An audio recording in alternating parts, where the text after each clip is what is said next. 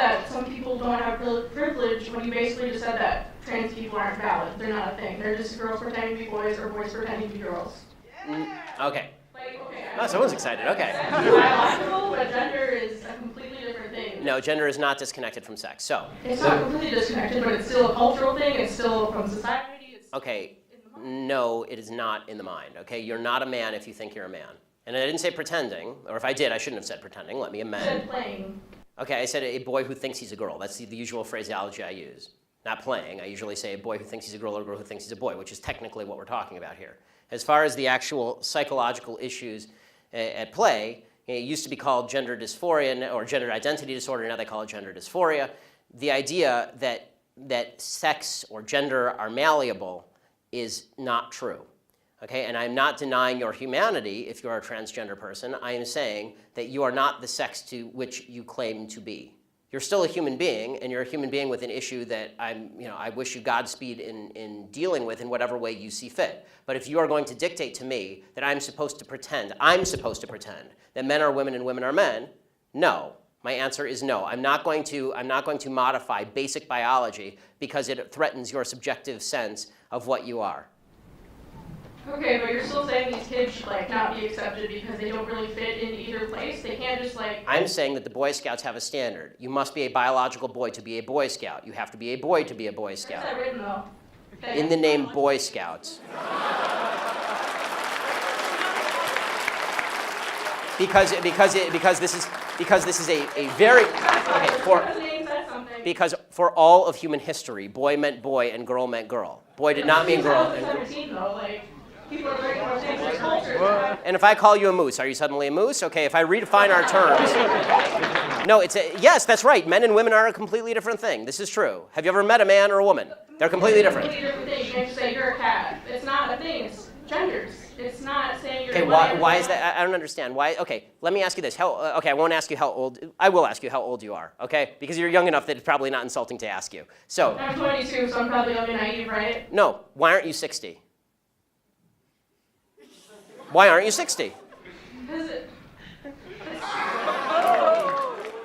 and why can't you identify as 60? What is the problem with you identifying as 60? Because it's not the same as gender. You can't just... You're right. Age is significantly less important than gender.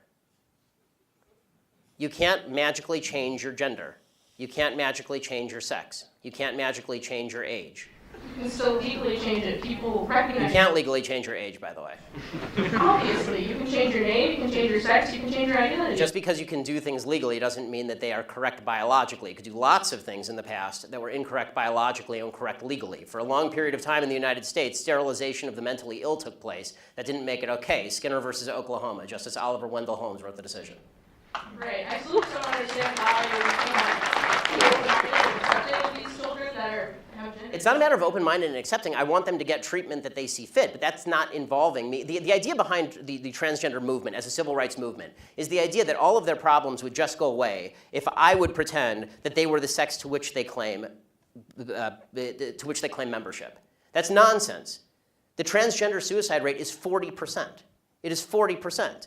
And according to the Anderson School at UCLA, it makes no difference. There's a study that came out last year. It makes no difference, virtually no difference, statistically speaking, as to whether people recognize you as a transgender person or not, which suggests there's a very high comorbidity between transgenderism, whatever that mental state may be, and suicidality. That has nothing to do with how society treats you. Do you think it could be because of they're bullied at school? No, I don't think that. I do not think that the discrepancy. I do not think the discrepancy. First of all, I'm against bullying of any sort. Okay, the idea that somebody would beat somebody up is terrible. Okay, as somebody who's viciously bullied in high school, I'm not a fan of bullying. But the idea that the normal suicide rate across the United States is 4%. The suicide rate in the transgender community is 40%. The idea that 36% more transgender people are committing suicide because people are mean to them is ridiculous.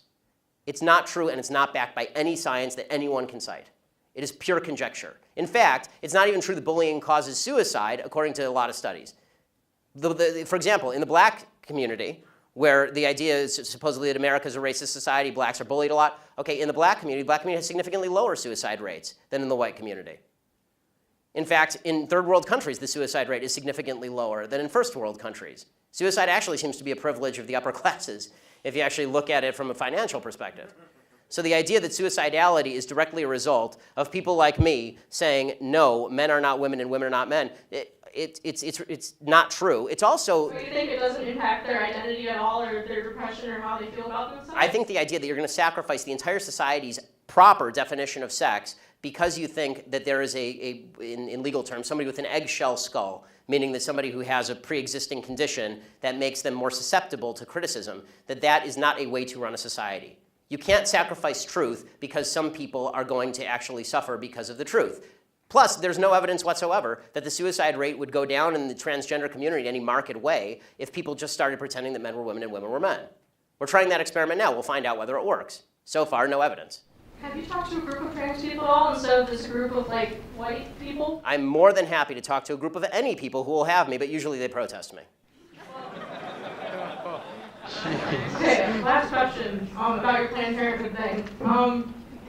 So why do you think it's not about controlling women's bodies and just about the separate life? Like, after the baby is born, how come when people don't care about them? They don't care where they end up in foster care, they don't care about the mother being poor. Like... Okay, I do care about the mother being poor, I do care about foster care. Okay, but why don't you advocate for that, though? Because For what? Planned Parenthood is supposed to prevent abortions. Because, Planned Parenthood doesn't prevent abortions. They perform hundreds of thousands of abortions a year. They perform 300,000 abortions a year. They're the leading abortion bill in the United States. Evidence for that, though? That they perform 300,000 abortions a year from Planned Parenthood. That's my evidence. They don't dispute that. No one disputes that. Like birth control and cancer. I'm not anti-birth control. I know. Birth control is extraordinarily cheap. That provides affordable birth control, which would in turn. Okay, they're not the only people in America who provide affordable birth control. You can go get a pack of condoms down at the local CVS for $12. Condoms great. People need medication too. Yes, and it's true that most forms of birth control are also extraordinarily cheap on an annualized basis. Unless you have a severe problem, most birth control is very cheap and readily available. And I'm not against people going and getting that from Planned Parenthood. As you may have noticed, I'm mostly against abortion. If you want to go to Planned Parenthood and get a contraceptive, go for it. I don't care. I do care when you start killing babies. This is a problem for me. But what about in rape and incest situations? Okay, so here's the question. It's different, yes. I mean, this is a long conversation. I'm enjoying it actually, which is why I'm allowing you to stay. But the question of rape and incest. First of all, important to note, rape and incest are not only a vast minority of abortion cases. They're an extraordinarily low percentage of abortion cases. So if we can first stipulate that all the other abortions are bad, then we can talk about that other one. Can we do that? Are all the other abortions bad, or are those ones okay? And you're just using this as an excuse to make the other ones okay. They're all okay. Ah, good. Someone who's honest. So, who's the honest fellow? Who's okay? Yay, honest people. Good. I like the honesty. Okay, so all abortions are okay. So, oh, a sign that I can't read because it has lots of words on it. Okay, so I have one question for you and one question only on abortion. Does the vagina, the vaginal canal, magically confer personhood? Answer, does the vagina magically confer personhood? Yeah, raised hands are okay. You, sir. No, the first breath does. The first breath confers personhood. Okay, so if the baby is in the womb and is exactly the same size and has not yet breathed, and you take a knife and you stab the baby in the head, a fully formed 9-month-old baby, it is not a human. The only thing that makes it a human is when it takes a breath. It has to independently breathe. I mean, I'm going to be honest. I'm going to stick to it, yeah, because I'm also pro-capital punishment and pro-selective suicide. So I'm going to stick with it. Selective suicide? Yeah, I assume you mean elective suicide. I mean elective suicide. Elective suicide. Okay. Yes, I'm not going to make someone commit suicide. Okay, that's good, because that wouldn't be suicide, that'd be homicide. That, by the way, I'm for capital punishment too, because people who kill people should be killed, but babies who have not killed people should not. And this is my basic position on abortion. So let me but I'll get your answer because you're the one who asked the question. Are you willing to stipulate that all the other abortions are bad, just rape and incest bother you? I mean, no, I believe a woman should have the right to abortion. Got it. So it's an excuse, right? So it's an excuse so that we can say that, so that we can take the marginal case and then say that the marginal case applies to all cases. Okay, that's again, faulty thinking. But if you want me to answer specifically on rape and incest, here is my basic answer. Rapists should be castrated or killed. You shouldn't kill babies. End of story. But are they ever castrated and killed? Most rapists don't even get convicted. I agree, and that's usually the left side of the aisle because the left side wants to let them out after 5 years in prison. I want them castrated or killed. I'm telling you what my belief is. My belief is not public policy at the moment. But I think, would you agree with me on that one? Can we at least get a little agreement to finish this particular parlay? Okay, Should rapists be castrated or killed? Well, yes. Okay, good. Yeah, okay, we agree. Thanks.